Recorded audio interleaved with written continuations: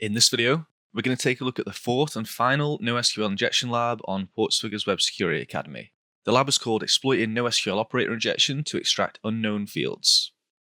Okay, once again, I realized that there was some background information at the end of the third lab, which I think was specific to that one and not this one. So let's just go through that before we go through the current lab's background info. Just a quick reminder, the third lab was exploiting syntax injection to extract data. So we used that to extract the admin's password so that we could log in. And we have another section here identifying field names, which says, because MongoDB handles semi-structured data that doesn't require a fixed schema, you may need to identify valid fields in the collection before you can extract data using JavaScript injection. For example, to identify whether the MongoDB contains a password field, you could submit the following payload. So there is a user lookup function here. It takes in admin, and then we're checking if this.password exists, basically. We send the payload again for an existing field and for a field that doesn't exist, and we want to analyze the responses and see whether they differ. So if the password field exists in this case, you'd expect the response to be identical to the response for the existing field, which is username, so we know that one exists, but different from one that we know doesn't exist. We just make one up like foo. If you want to test different field names, you could perform a dictionary attack by using a word list to cycle through those different potential field names. And that's it, on to today's background information. Again, if you don't want to go through this or you've already been through it in your own time, just jump to the relevant video chapter. Even if the original query doesn't use any operators that enable you to run arbitrary JavaScript, you may be able to inject one of these operators yourself. You can then use Boolean conditions to determine whether the application executes any JavaScript that you inject via this operator. Consider a vulnerable application that accepts a username and a password in the body of a POST request. To test whether you can inject operators, you can try adding the where operator as an additional parameter. Then send one request where the condition evaluates to true, or not true, well yeah, true, one that's false and one that's true. For example, you've got here the username, the password, and then a where clause where is 0, so false, and then you try it again, where is 1, and you want to see is there any difference in the responses that come back. If you've injected an operator that enables you to run JavaScript, you may be able to use the keys method to extract the name of data fields. For example, you could submit the following payload, where we've got object.keys, and then in brackets this, and the 0th element, and then we're going to try and match that regex. It's going to try and match the first character and see whether it's an A, and then you're just going to have to loop through that and try all of the different characters.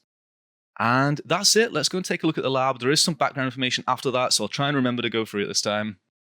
Okay, so the lab description says the user lookup functionality for this lab is powered by a MongoDB NoSQL database. It is vulnerable to NoSQL injection. To solve the lab, log in as Carlos. And that's it. Let's open up the lab and take a look at it. Okay, let's start off by going through the basic functionality. We have a login page here. It didn't actually give us any credentials, but let's just try the standard ones anyway. Nope, says invalid. And there is a forgotten password link, which we don't normally see. Let's try and do it for Carlos, because that's the account we want to log in as. And it says check the email. We don't have anything up here where we can access emails, so it looks like we're going to need to try and find another way to get into the account. Let's go and take a look at the history and burp suite and see what we have here. We've got a login.js, which is making the post request, but let's see how the post request looks. All right, so we've got this one, login, Wiener, and Peter. We have, let me hide some of these yet. We have another one was the forgotten password. Where's that? Oh, here we go. Forgotten password. All right, this one takes in a CSRF token and just the username. It's not in JSON. Maybe less interesting to us. Let's go and take a look at the login again. I'm going to send it to the repeater. You can do Control and R and then Control Shift and R to jump to it. And here we go. Let's hide this so we can see a little bit more. And if we click send, we know it's going to come back and say invalid username or password. I'm going to put this in as a search as well, so that every time we put this in, it should jump down to that if it matches. All right, so what we're going to do here? Well, we could go and start putting in some of the stuff we had from the examples. Let me just scroll up here so we can copy and paste. We could go and put in this because this was specific to this lab, right? But we also need to use some stuff from the earlier lab. I'll just first demonstrate this. Let's just take a copy of this one. And I don't really need to go back here, but okay. I will just paste over this and click send. All right, it still says invalid. Let's do it again and do 1. And it still says it's invalid. All right, so the problem here is that the password is incorrect, so we're getting the same thing either time. So we need to try and do what we did in an earlier lab and check if we can put in a condition around the password. Like instead of saying the password is Peter, we can put in a nested object and then say, let's start off by saying equals, because we want to analyze a difference in the responses. So we'll say equals, I'll say invalid. It's an invalid password. Let's just take out the where for now.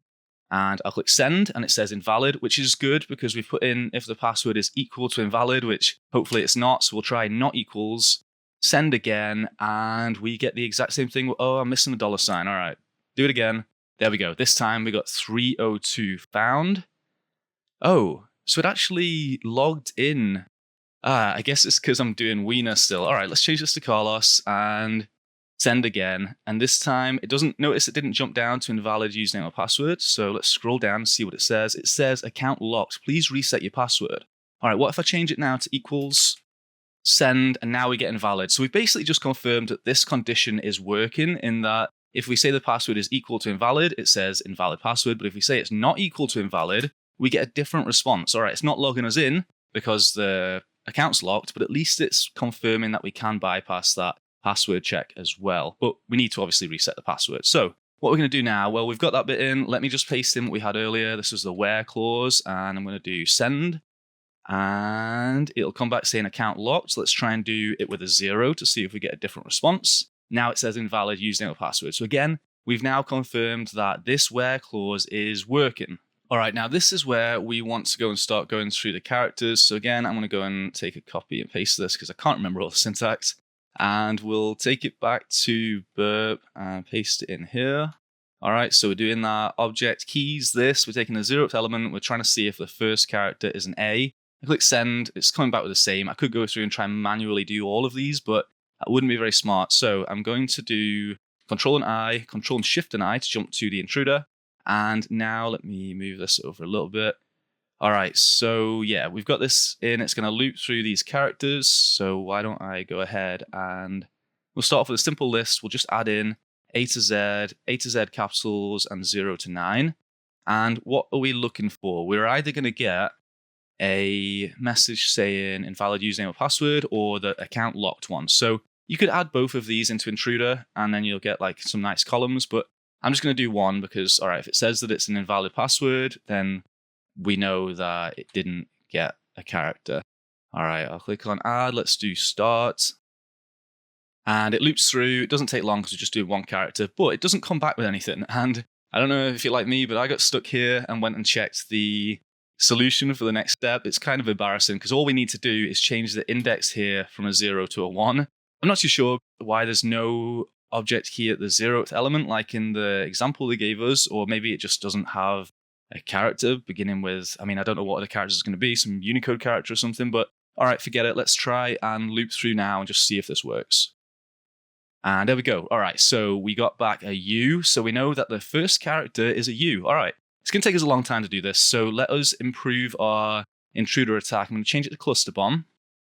I'm going to go back to payloads, and the first payload we're going to do is going to be on this number. So we're going to loop through all of the indexes, and I'm going to change it to, let's just do for now, I'll do a 0 to 9. So 0 to 9 is the first payload. The second payload is going to be the same as we had before. So A to Z, capital A to Z, and 0 to 9. Click start, and it's going to take a little bit longer, but you can see that it's coming back with all of these. And you could filter this by the column. Maybe if you just added a column saying account locked instead, then you could just go up here and say, okay, you only want to see a certain column. Oh, I don't actually know where that option is. Oh, I think if you right click it, no, you can hide it or sort by. Okay, I don't know. Well, the way I like to do it is either add a comment or highlight it, because that's quite easy then to filter things out. Just highlight it, and then you can just say show only highlighted or show only notes if you want to do the comment instead. And it just means now we can sort it by the index and get the full payload here. And it says username. That's not too good, is it? We don't really care about the username. We've already got that. So that's a sign that we need to go back and change the index, and we'll change it to a 2. We'll do the exact same thing again. All right, and we could take this and do the same thing again. I can actually work out what this is. We've got a P, we've got an A, we've got SSWORD. So there's our password. And all right, well, let's keep going. Let's try and do the next one. Let's go to 3. We'll click on start. There we go. Email is the next one. Okay, let's just keep going, see what we've got for each one of them. We know that we want to reset the password here, so okay. And I'm going to highlight these ones. And let's do a different color for once. And I will show only the highlighted items. We'll filter it by that, and we get reset token. Okay, nice. So there is something that we can go and try. Don't know the best way to copy this, so I'm just gonna do the noob thing and type it into my terminal.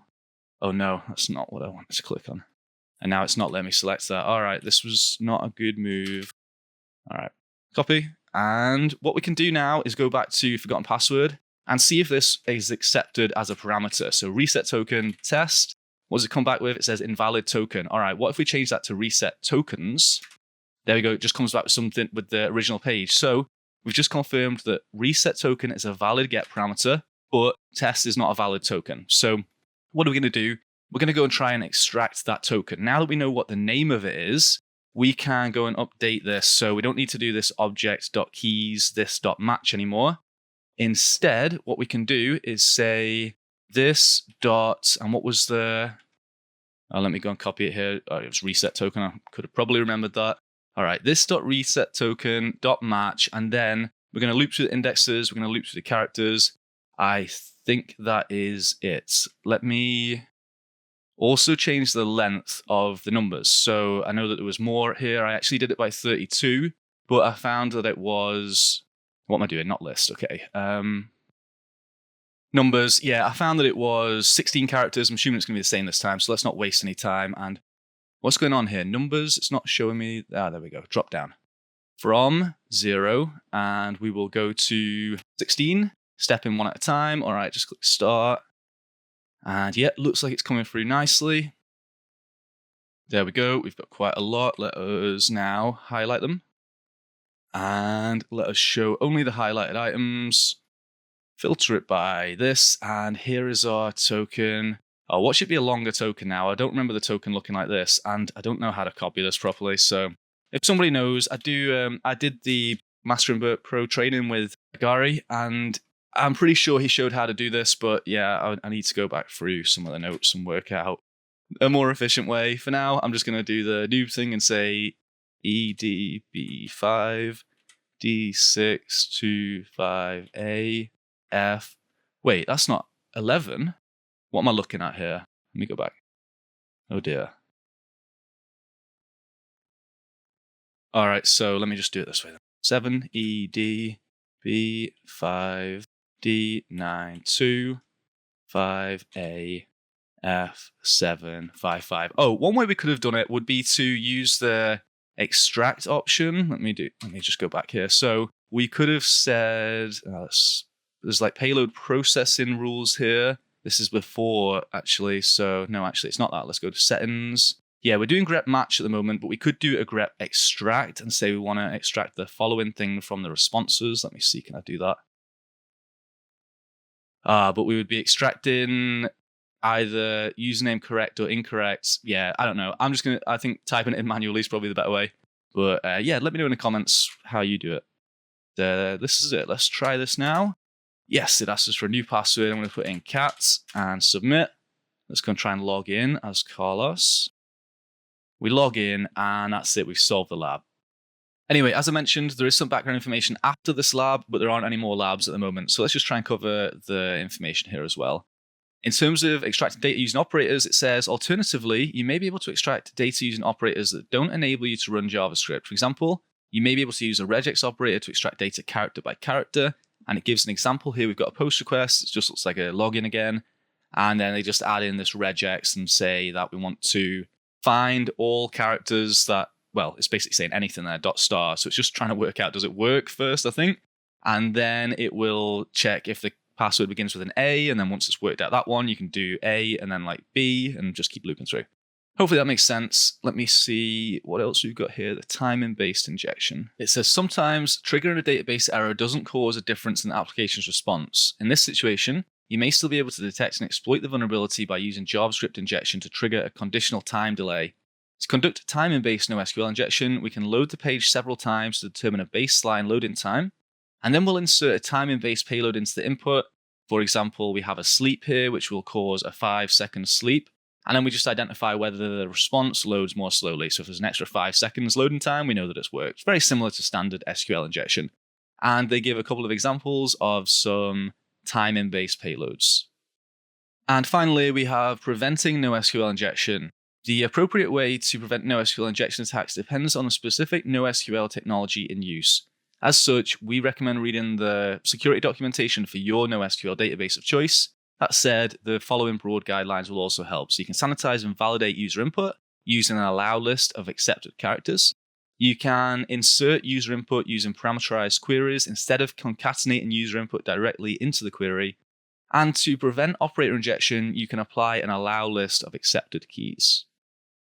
And that is it for the NoSQL injection labs. I hope you've enjoyed it. If you have some other labs from Portswigger that we haven't covered yet and you want to see, you can let us know in the comments.